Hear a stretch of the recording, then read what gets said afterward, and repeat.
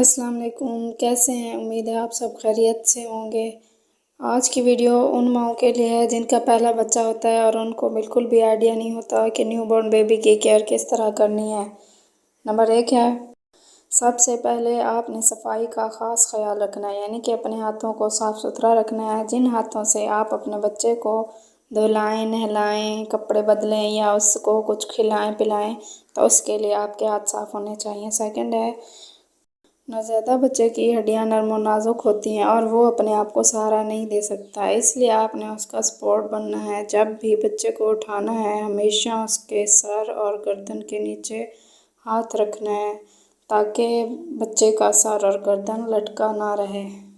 Third ہے بچے کو زور زور سے نہ ہلائیں۔ اگر آپ غصے میں ہوں یا آپ جلدی میں ہوں، کوئی بھی ریزن ہو، بچے کو زور سے جھٹکا نہیں دینا چاہیے کیونکہ ایسی صورت میں بچے کے دماغ میں بلیڈنگ ہو سکتی ہے اور بچے کی ڈیتھ ہو سکتی ہے۔ نمبر 4 ہے، بچے کو آرام پہنچانا، یعنی کہ بچے کو ریلیکس کیسے کرنا ہے، کیونکہ بچہ جب ہاتھ پیر مارتا ہے تو تھک جاتا ہے اور وہ اس دنیا میں نیا ہوتا ہے، اس لیے ضروری ہے کہ بچے کو آرام پہنچایا جائے۔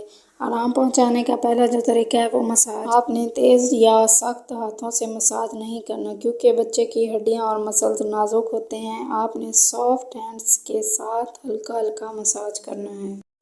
نمبر 5 فیڈنگ کی بات آتی ہے کہ آپ کو آئیڈیا نہیں ہوتا کہ آپ کے بچے کو آپ نے کتنا دودھ پلانا ہے، کتنی دیر بعد بچے کو بھوک لگتی ہے۔ عام طور پر ہر گھنٹے کے بعد نیو بورن کو بھوک لگ جاتی ہے اور ایک چھوٹا ٹی سپون ہی اس کے لیے کافی ہوتا ہے۔